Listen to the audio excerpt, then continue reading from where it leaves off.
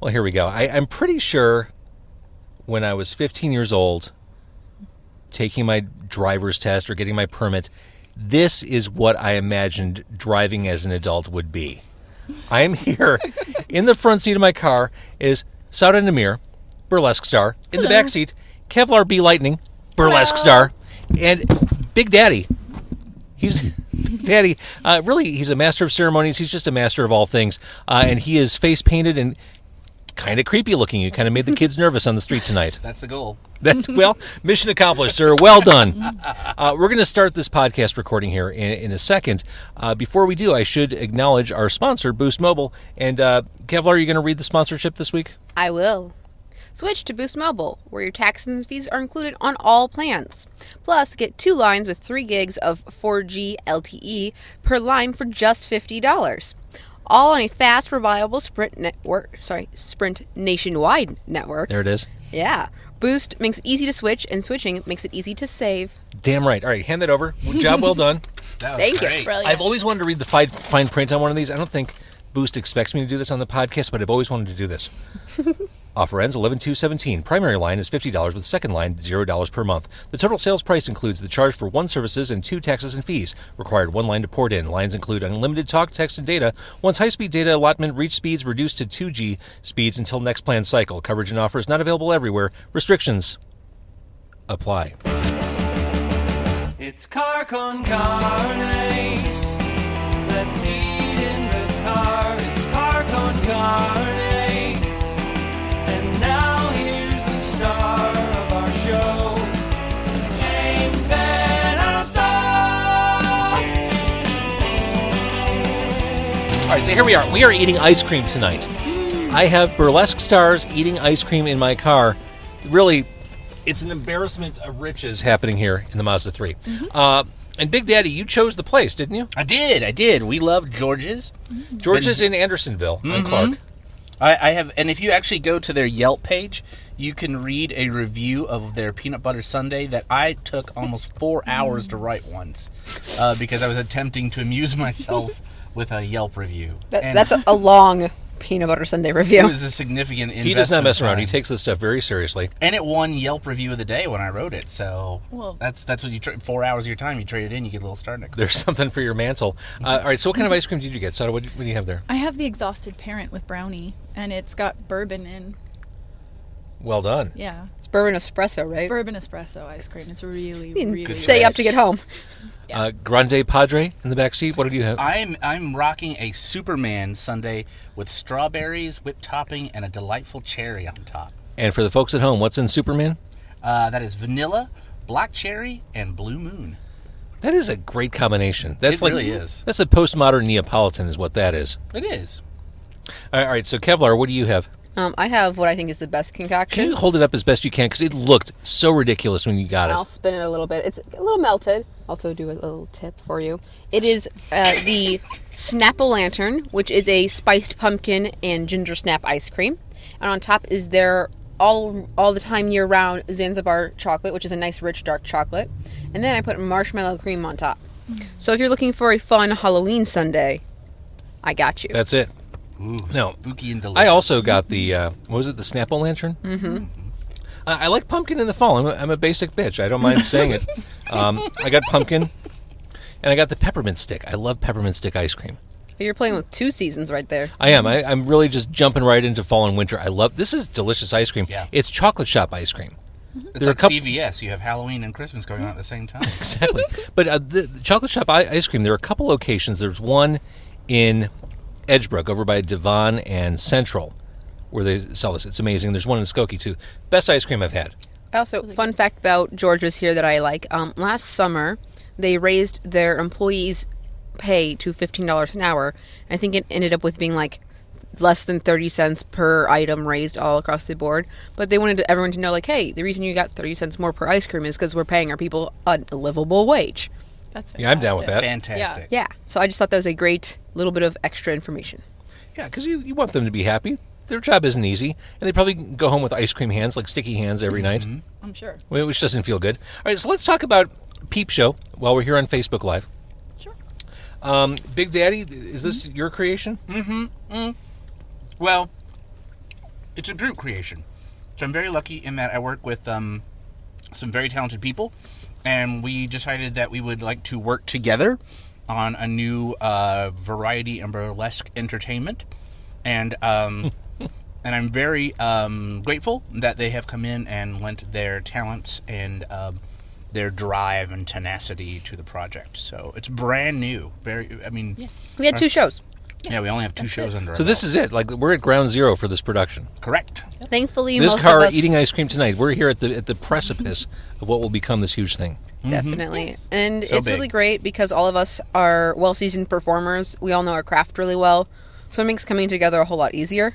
It's not like we're figuring everything out brand new. It's figuring out everything out together and how we work as a group. I want you, if you're looking on Facebook right now, and if you're listening to the podcast, I apologize. Everyone in this car is dressed up for a burlesque production, except for me. We were in the ice cream joint, and Big Daddy wanted to take a selfie with all 4 of us, and I didn't even want to take a picture because I just stuck out so much. It looks like I was superimposed over a picture of you 3. We should have put like at least some glitter on your eyebrows or something. We Right. should have used a filter and given Or him pasties. a crown of flowers or something. Yeah. Speaking of glitter, that my front seat, my passenger seat, is toast, right? It's never going to be the same. Sauda is wearing a purple, a very, very fun dress there. Oh, thank you. I mean, I like the flower. Very nice touch. Adorable. Talk to me about burlesque stage names. They're interesting. They're fun. They're not as fun as roller derby names. They can be. I mean, I think That's mine's intense. pretty great. Well, I think you're right in that there are some great roller derby names, but Absolutely. yeah, you'll hear some great burlesque names, especially in our community. There's some really creative people. All right, so tell me where Sauda came from. Sauda? Sauda Namir means dark kitten. So, In what language?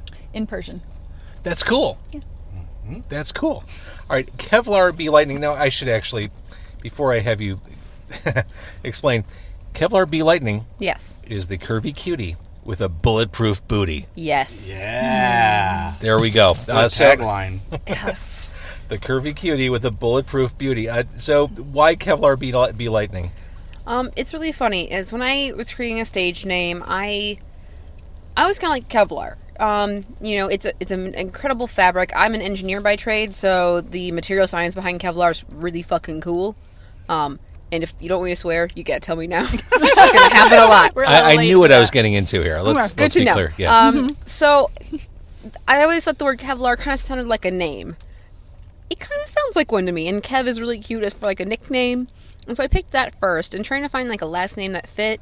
I did a bunch of like name generators on the internet. I did like a burlesque name generator, but I didn't like any of those because I was like Von Kitten, Latisse, and I'm like, I don't want that. That's not who I am as a performer. I'm not Kevlar Von Teese.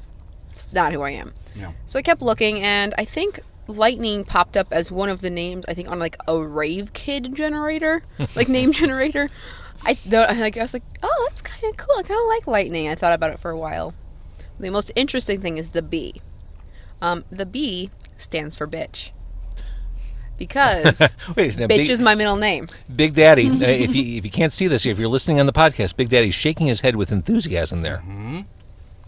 Yeah, I was just noticing to myself that, of course, the engineer went through a trial process to find the end product. My God, that's using true, a isn't it? variety of sources, so her training came into play. Nerdiness is the sexiest quality. Yeah. It is. Is that true? Because Big Daddy and I were talking about comic books before you girls came in. Absolutely. Yeah. Absolutely. Talking about graphic novels and single issues. Yeah, we were getting deep into it. Yeah. Nerded But out. as a lady, I always we can like- keep going. I always loved the idea of people are like, oh yeah, danger's my middle name, and as a woman, I'm like, no, bitch is my middle name. It's So if someone ever yells bitch, I'm like, yes, that's my middle name. How can I help you? See, again, these are the differences between me and all of you. My middle name's Daniel. Nothing exciting about it.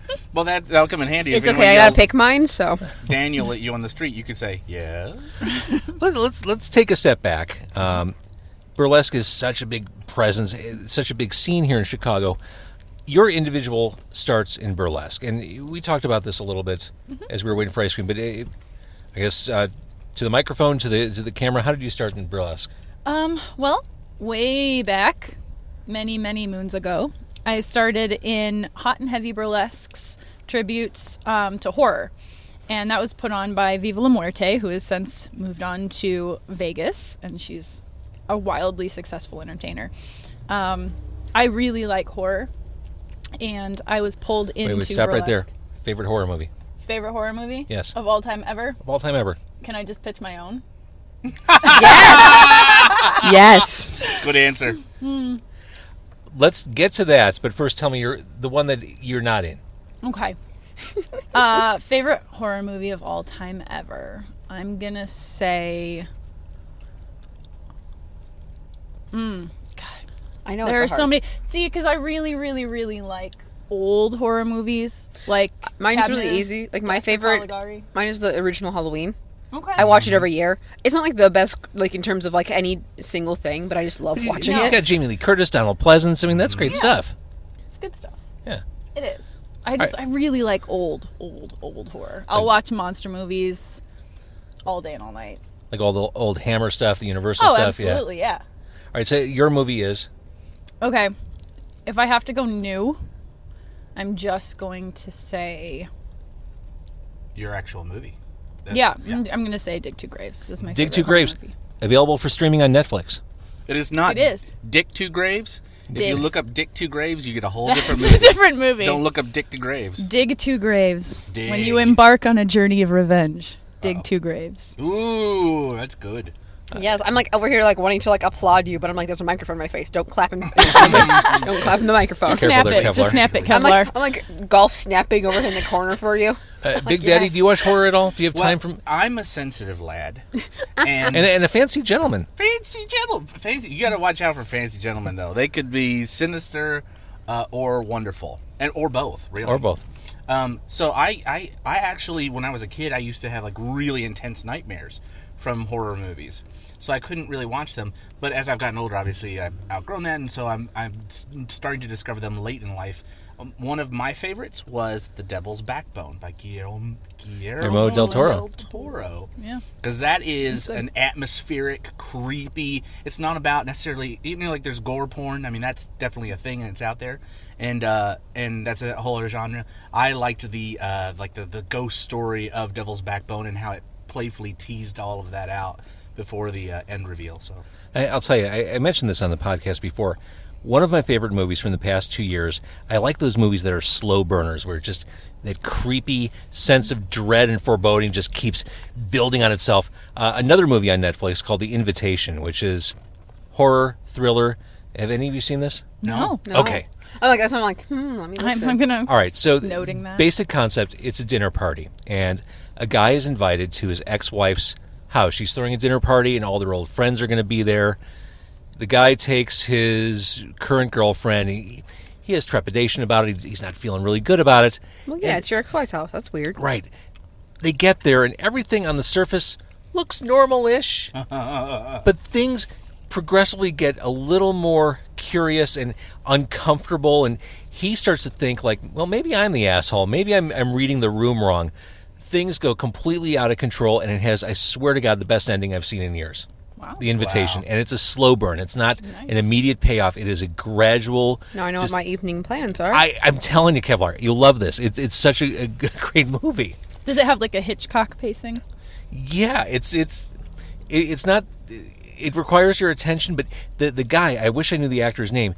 He is so great as he represents us. He's the only one who's not nuts in the movie, and you just kind of watch him go through it. It's fantastic. That's awesome. All right, so back to Burlesque. You got your start Doing horror. right. Thank you. Yes. Yes. I tangented us with my horror burlesque, and now No, I took dabble. you. I that was went a good tangent, though. Uh-huh. All right, Kevlar, when did you start? I started about 4.5 years ago. Mine is actually a really weird story. I was in college, and I decided I was going to help the brand new feminist theater board. So the theater board kind of like works together, tries to put on plays and stuff like that. And I was their technical director, and we were doing one play, and we're like, well, we need a fundraiser for it. How do we, what do we do to fundraise? And the director of that play was like, well, my mom's a costume designer in LA, and she recently did a show about burlesque, made a bunch of costumes for it. I, did this history paper for one of my theater classes on burlesque. Why don't we do a burlesque show? And we found one student at the college who didn't take classes at Vaudzilla. One was a dance major, and the other one, she was like a theater vocal, like trained student. So they were our directors. I put in air quotes because you can't see that on the radio. Yep, I realized that. Air quotes, directors. Air quotes. End quotes. So I think the first year we had about 20 students. And we took about 2 months, maybe 3. We did classes. We had some professionals come in and talk to us a couple times. The first year, I had a solo act. I had a group number I was in, and I was the host of the show. So we can say I enjoyed it. Since then... So were you fearless going into this? Kind of, yeah. I was like, well, this is a new thing. I love collecting skills. And so I was like, yeah, I'll do this. I'll figure out what this is about. And I enjoyed it a lot. This last year, they had me come back and do some classes this past spring. And I think they got up to about 110 students participating.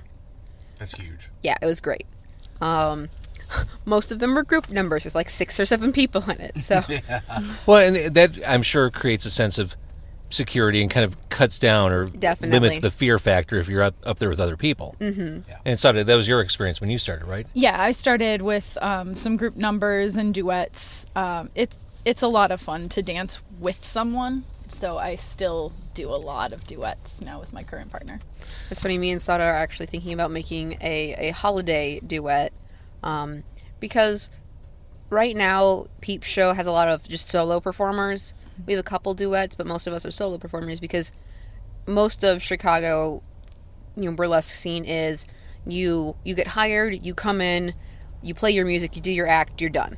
Mm-hmm. So most people just have their solo numbers because that's it's the easiest way to get out there to get paid. But now that Peep Show, starting with our troupe, we want to develop something new, something different, something that involves more people. So we want to do a duet because we're both like, you know what this show needs? More Group atmosphere. number. Yeah. I support this entirely. Right. Fantastic idea. I think this is the first he's hearing. Yes. By the way, we're going to do a group number. I'm on board 100%. it's going to be at least a duet between the two of us. Yeah, for sure. Sold. We didn't mention, did we, where Peep Show plays? Oh, well, I would be happy to do that for you. Why, Peep Show is available on the first Saturday of every month at the Playground Theater, 3209 North Halstead at 11:49 p.m. Tickets are available at www.bimbamburley.com. BimBamBurley.com. Yes. And since we were talking about horror, you're taking a Halloween-type theme next month, right? That's Yes. true. Our show is called Crypt Tease, or Things That Go Bump and Grind in the Night. Got it. Sauda came up with that tagline, which is wonderful. Things that go bump and grind in the I night. Yeah. can't say it without shimming. I know. What you can't see on the podcast is as he's saying that, me and Slaughter are both like shimmying. Shimmy, shimmy. Yeah. So we're just like, yes, bump and Well, grind. and what in you the can't neck. see also, Kevlar is wearing, what kind of dress are you wearing? It's sort of a gown, but it's also like a wiggle dress, kind of. It's skin Yeah, come over. tight. Get I'm gonna like, close to me. I'm gonna like try to shout into the microphone. Here, Okay. I'll get over. I'll move. There's a lot of cleavage going on. I didn't even notice. God bless You America. didn't notice? Oh, I'm not doing my job then. You'll get it out there. There we go. There we go. Yeah, and so this actually, it's one of the very few pieces of burlesque clothing I have that I didn't make myself. This is a Glinda from Pinup Girl Clothing Lovely. in the shade Ivory. I got to say, I think you're both very tastefully dressed. I feel bad, though, that I didn't wear something I made. That's okay. It's still, I was like, oh man, I should have promoted myself by wearing Girl, something. when you wear it, you make I didn't it. make this necklace, though. Say that. That's super Oh, pretty. it's very stunning. Very stunning. All right, so here's what we're going to do. Facebook Live, thank you for watching. We're going to keep recording this podcast. This podcast will be available on carconcarne.com the week of the 25th. So thank you for watching. Thank you for listening. Say bye, everybody. And we're also going to eat ice cream. Bye, everybody. It's important to eat ice cream when the camera's not looking. Oh, I've been This is eating so the whole good. time. This I is killed so mine. good. My ice cream is done and It's gone. done? Also, funny enough, I realized I wasn't the only one having trouble eating my ice cream. I'm on the driver's side right now because that has slightly less space, and those who may not know, I'm much smaller than someone named Big Daddy. So tiny. So I took the space that's smaller. Which, that was a noble sacrifice. But the problem is, while I am left-handed and Big Daddy is right-handed, we both have been eating around a microphone. You should have sat in the front. It's like we're eating ice cream with chopsticks back here. I know, I just very like delicate. as I was eating, I turned over and see Big Daddy also reaching. I'm going out under the microphone. He's reaching over the microphone. Yeah. I was like, you know what? I'm glad I'm not the only one struggling today. Little game of Twister back there. Yeah. Delicious, delicious Twister. Hey, Kevlar, you talked about basically doing everything in a show. I'm sure that the rush to get on stage, to get, do everything right on time, it's imperfect. I'm sure that Oh, of course. there are times when you get out there and maybe you're not quite ready yet. Maybe talk about some of those times. Well, first, it just reminds me of every stress dream I've ever had about burlesque. Oh my Everyone God, the starts. nightmares. I'm backstage getting ready, and someone's like, "Oh, you're next." They're saying your tagline right now. I'm not dressed, and I look over into my suitcase, and none of my costumes are there. That's the stress dream I've had several times. Have you ever actually, either of you, been announced and not be ready to go, like really and truly have to like just run on as you are and go from there? Has that actually happened in a No, show? I I'm had far something too happen. neurotic. They called me before I was supposed to go on. Oh, they got their running order out of Yeah, the mix? someone messed something up, and so there was like a 10-minute of just the host kind of doing a thing because the person who was supposed to be on wasn't ready, and I wasn't supposed to be on, so I wasn't ready. It wasn't good, but that was like years ago, and we've moved past that. I think a question, if someone has not seen Burlesque, a very natural question is, what's the audience like? Is it mostly guys? Is it a mix? There are a few kinds of audiences, but almost always there's more women than men. Wait, I would never have expected that. Really? It's usually an even split, but yeah, if you're going to have a differential, I would say there's always more women than men in the audience. It's usually pretty balanced. I find that a lot of women enjoy the aspect of seeing burlesque dancers, usually women burlesque dancers, being confident and sexually empowered on stage. I can see that. Also, bachelorette parties freaking love going to burlesque shows. True. Because, like, yeah, let's all get sexy together. Okay, I can see that. Yeah. Plus, you learn a thing or two, Yeah. and you're going to You're need like, that "Oh, information. Yeah, and it's funny too. The times that I've seen like a lady in the audience that maybe was trepidatious going into it, not sure what she was getting into, because if you're not experienced with it, you may have kind of an wild out there concept based upon either what the media has shown you in the few reflections of it, or strip clubs, which is what a common touchstone culturally. But I have consistently, every time, seen that trepidatious lady make it through the first act and then relax and go, oh, okay, this is in my comfort zone. I can sit back and get enjoy what's going this. on. Yeah, and I've seen it converts every time. So I cannot remember the times where somebody said this is disgusting, or this is where you got a negative reaction. Usually it's a successful conversion. Yeah, the only people I know who have negative reactions to it haven't seen burlesque. Yeah. Yes. There are some women who are like, oh, that's so gross. It's just basically stripping. It's all about, pleasing men, yada, yada, yada. It's all about, the male gaze and whatnot, which I'm like, no, it's not. Well, they're grossly uninformed. Yeah. And so when you challenge those opinions, they go away. Yeah. And so that's what anyone who ever's like, oh, I don't like burlesque. I'm like, well, have you seen a show? And they're like, no. And I'm like, well, then come see one and I'll show you what you're missing. Well, 'cause it's theater.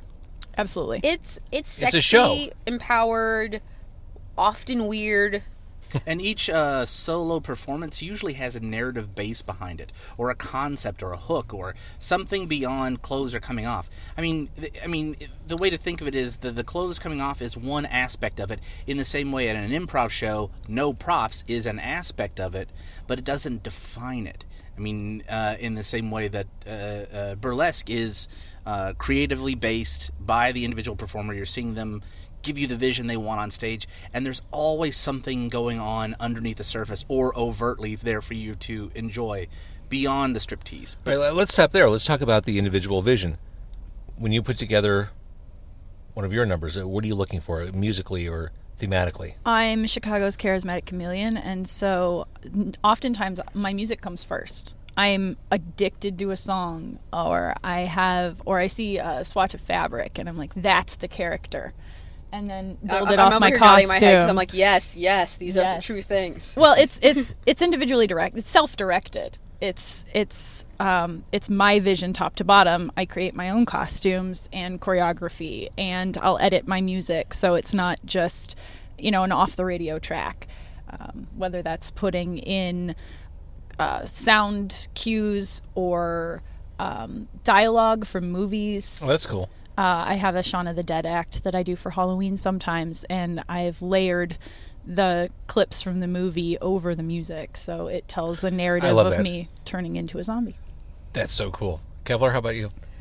For me, it's kind of the same thing. Sometimes I just, like, again, sometimes it's a color. I know I have an act I've been touring with a little bit, and it was 2 winters ago. I remember I was at Target, and I saw this bra and panties that was this beautiful forest green, and I could not fucking leave the store without it. There was, like, no chance. Like, I saw it, like, 1 week before, and I came back the second week, I'm like, I can't not take These it. girls are going home with me. And it was just this gorgeous green, and I, a couple of weeks after that, I rhinestoned it, and then I did not use it for a year and a half. I used it once for sort of like a throwaway event, that they're like, oh, just bring a Christmas act, and I, like, wore the bra and, like, some red shorts, and I was like a Christmas tree. It was like a throwaway, like, nothing important. And then I think about March, I actually developed it of this year. I developed it into an act. So I added pieces to it. I added a panel skirt. I put some shorts and a corset on, and I did that a little bit. And then I was like, you know what this act needs? A huge fucking boa. And you should say that the song that you chose was "Green Onions" by Booker T. And Which is one of the all-time great instrumentals. fantastic. It right? is, and it's the reason I picked that one, and that's what I kind of It's spurred it all. timeless. Is I loved the bass line. I grew up listening to hip hop. I love a really heavy bass line, and I was trying to figure out how do I, as Kevlar, do classic burlesque but still be true to me. The answer is 12-bar blues, That's amazing. because I need something to shake my ass to. That's how I find music. We all need that Kevlar. Yeah, If I can't shake my ass to it, I don't want to dance to it. it's true. The burlesque scene, I mentioned this earlier, seems really strong and big in this city, and it has for really over a decade running. I mean, I'm very aware of it. Multiple productions, varying lengths. What's your perception? All three of you in the car, and it doesn't matter who answers. What's your perception of the scene here in Chicago? I'll very briefly answer because these ladies have much more interesting answers than I do. But Good. Then I'm glad you're first. Yeah, let me get my crap out of the way, and I'll make it short. So, I started in January of 2004, and culturally they believe like 2000 was kind of the touchstone of the neo-burlesque revolution. And Chicago was one of the cities that got a strong burlesque scene. New York, Seattle, actually, not so much L.A., but those are the cities where you were seeing a revival that was feminist based, that was very empowering. And I remember when I was a patron first, and friends of mine were producing the classic Chicago burlesque show, the Belmont Burlesque Revue, and I think I went to 3 or 4 of them in a row. And the producers are friends of mine, so I'm there to support them as well. Before I got drafted in 2004, and at that time there were only 2 other shows in town, so there were 3 burlesque shows total. Back then there was a LGBTQ specific show at the Hot House, there was a show at the Lakeshore Theater, and then there was the Belmont Burlesque Revue. And then shortly thereafter, the fantastically talented Michelle Lamore created her Starlets and started that show as well. And at last count now, 13 years later, there are 60 or 70 troops and shows happening around the city of Chicago at any given time. That's insane. So it's a massive explosion in 13 years. Which tells me, Big Daddy, it's a competitive scene. I mean, Oh. it's successful. Yes, It's very competitive. Yeah, I mean, it's hard to cut through, I would imagine. it can be. It can be. There's a lot of very specific difficulties with it. Challenges. Challenges. She'll say challenges. Well, you know what the secret is, really, if you want to cut through? Eat ice cream in a car and record the whole fucking thing. That's absolutely. That's the plan. That's our angle. That's the secret to marketing success, clearly. All right, so what are your perceptions? I'll Come let on. Sauda finish her bite. Yes. So I'll distract people with my voice and say, I've been here a much shorter time, so my view is much different. I've learned a lot from Sauda. She's helped me navigate some of the difficulties and challenges I've encountered as an independent performer, and it's been priceless to have her in my life. Oh, that's good. Oh, Kevlar. That was I'm so touched. sweet. And now you can talk because there's not food in your mouth. Great. So, I've been around for a very long time, and I've watched the city go through these cycles, these ebbs and flows, where they go from mostly mercenary shows, traveling suitcase, bunch of hired gun performers coming together for I one didn't night know what you only. meant by that. I assumed people got killed, but no. I only do that in one of two of three. People get murdered in my acts a lot, but yeah. So we've gone through these very like piecemeal times, and then plug there will and play is another way to yeah, call those. plug and play. Very, very good, Kevlar. And then we'll go through very troop heavy times. And the entire career that I've been around, I have been fiercely independent. This is the first time that I've really put all in on a troop. So I have a lot of faith in this particular crew. Yeah, well, and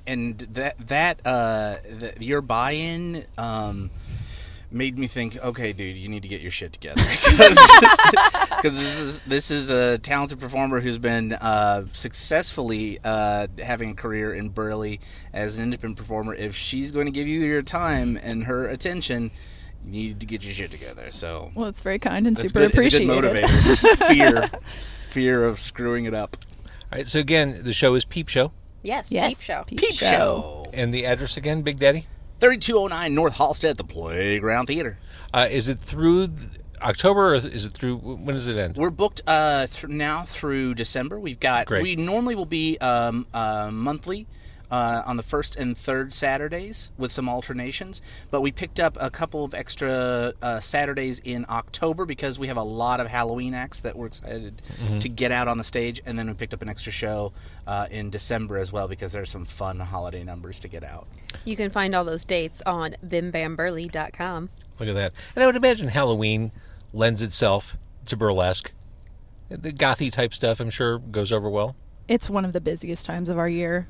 I would imagine. Yeah. And you see some really wildly creative theatrical solos because people are creatively inspired by the Halloweeny. So, yes. All right, so did everybody have fun? Yeah, Yes. absolutely. Is it over? Thanks so much for having I know. I was like, Did we wait. reach our I was climax? like, this sounds like a closing is happening already. Yeah. Yeah. We're winding down. Well, it doesn't have to end. Yeah. Let's keep this car party going. You can I find still us have on ice both cream. Facebook and Instagram. I'm very proud of you for making that last. I couldn't. I just... Mine was just I can finished pace mine a few myself minutes ago. extraordinarily well. I'm I just cannot. saying. I have lasting power. And that... Ooh. I don't even know what to say. Thank you. then I've done my job.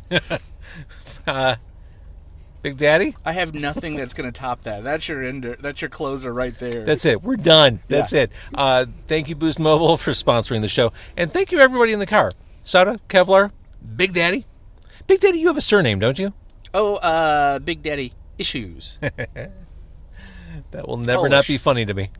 That will never not be funny. Thank you, everybody. Thank Thank you. you. Thanks for having us, James.